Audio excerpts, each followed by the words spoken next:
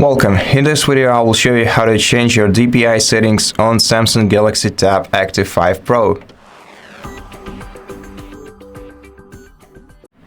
In order to do this, you have to open settings on your tablet, swipe down to the display section on the sidebar, and then scroll down to font size and style. Open this menu. Here you can change your font size and style, as it says in the name of this option. You can change the size of the font by moving the slider right below.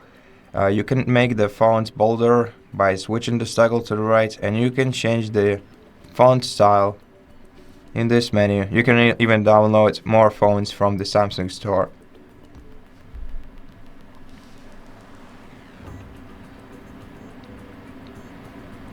Also, go to the screen zoom section, and here you can move the slider to the right to make the screen zoom bigger or smaller if you move it to the left side.